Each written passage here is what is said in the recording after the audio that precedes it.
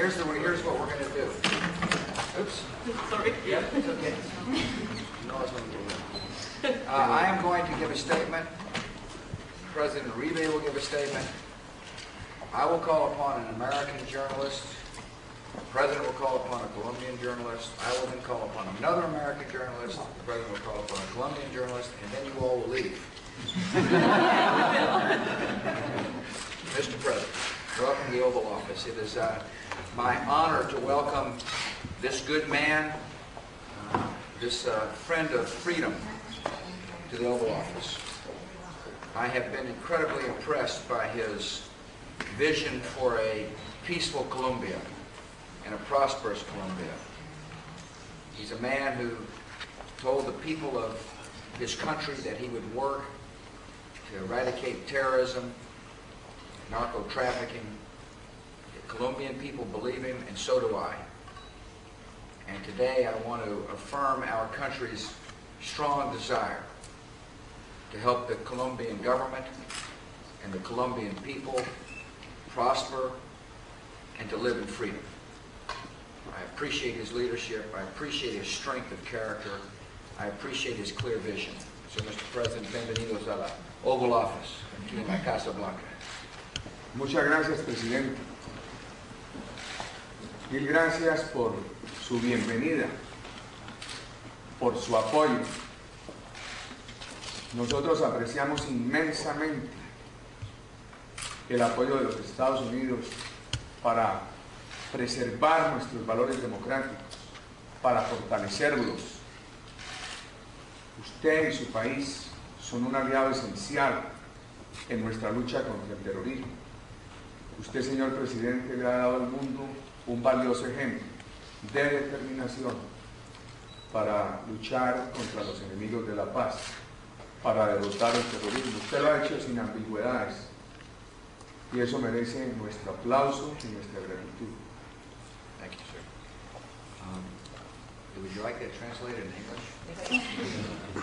Right. Thank you, Mr. President, for this warm welcome. We need the support of your country, the support of your government, your personal support for my country to solve problems of violence, economic and social problems. You have set up a very effective example of the way we need to go on to fight and to defeat terrorism.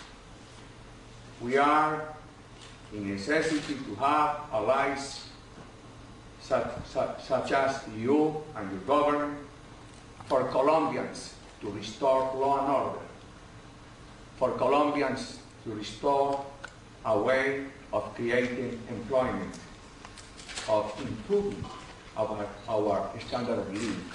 Thank you, Mr. President. Por nada. Patsy Wilson, Reuters. President, do you believe that Saddam Hussein is a bigger threat to the United States than Al-Qaeda?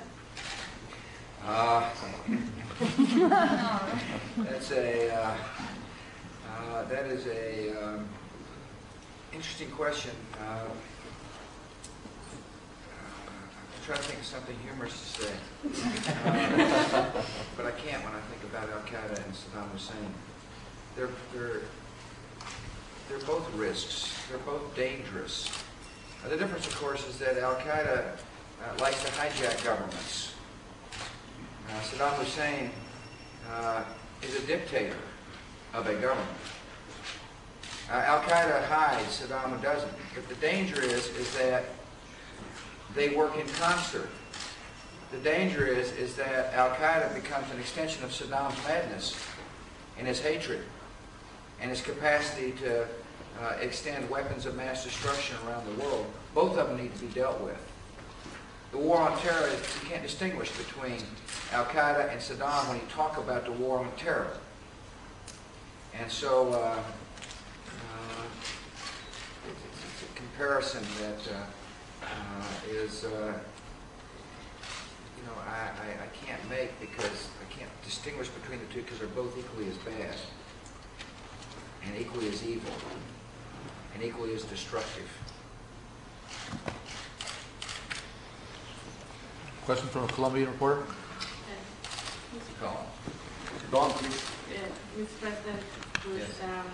Colombian government is here asking for support from the U.S. government, economic support, both with the Andean Trade Preference Act and also maybe from the Department of Treasury. Is it the government, the U.S. government, willing to help the Colombian government? Well, we're certainly willing to help the government, the Colombian people, realize a prosperous future. I've asked my Secretary of Treasury to be here today to listen to the dialogue with the President. There'll be further discussions. The Andean Trade Preference Act has been renewed and revitalized to the benefit of the Colombian economy. We had a big discussion here in America, and I got a favorable vote out of our Congress that I'm confident will benefit those who seek work in Colombia. We look forward to working with international institutions to help this good man and this good, important country to grow and prosper. And so the purpose of this visit is to not only talk about prosperity and economic growth and vitality, but it's also to talk about how to fight terror. And I'm looking forward to a good and active discussion. Terry Moran. Mr. President, are you politicizing the war? Do you think Americans should base their vote in November in part on where candidates stand on the war? I think the American people understand that life has changed here in this country. That there used to be two oceans would separate us from danger. That we were quite comfortable in our shores, knowing that it would take an unusual circumstance to be attacked. After September the 11th, we were attacked. And the American people understand that this country must deal with the true threats. I am as determined today as I was on September the 11th to pursue an enemy which still wants to hurt America. I am absolutely determined to make sure that 10 years from now we don't look back and say, what happened? Why did America go soft? Why did we ignore true threats that face our people? And I hope the American people understand that. I was concerned, of course, after September the 11th, that as time went by, some might forget.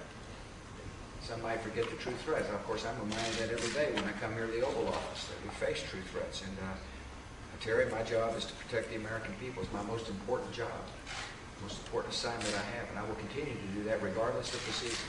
So it's a legitimate political issue? Legitimate national security concern is what it is.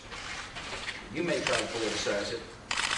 I view it as my main obligation. That is to protect the American people. It's the most important job this president will have, and it's the most important job future presidents will have, because the nature of war has changed. We're vulnerable. And therefore I expect the American people should expect me, and any president, to do everything we can to protect the homeland. And I will. I'll do that. Mr. President, a question for both. What are your reactions on the U.S.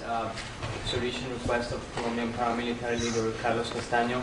And if you could also answer, Colombia sent you a letter yesterday saying that there's no need to sign a bilateral agreement with the U.S. in terms of the ICC that you're seeking to sign with a lot of countries in the world. Do you think you still like a bilateral agreement with Colombia? Yeah, we want an Article 98 with all countries. Absolutely. I strongly reject the ICC. I'm not going to accept an ICC. I'm not going to put ourselves in a position where our soldiers and diplomats get hauled into a court over which we have got, over the prosecutors whom we don't know, the judges. I mean, we're not going to allow ourselves to do that. And our friends shouldn't want us to be put in that position. Therefore, we're seeking Article 98s from our friends. And we will hold people to account. If they're a terrorist, we're going to hold them to account. So the guy got indicted yesterday, made a decision to be a terrorist. We made the decision to hold him to account. And we will continue to do that. That's we believe that's part of our responsibility as freedom-loving people. And look forward to working with President Uribe to hold others to account if they continue to terrorize the world. And terrorism, terrorists attacked our country and hurt us. They attack Colombian herd, they're still equally as guilty as far as we're concerned. Doesn't matter who the victim is. What matters is whether or not they're practicing terrorist activities. And we will continue to fight terror. It's our obligation, it's our duty. History has called us into action. Thank you all. Thank you all very much. Live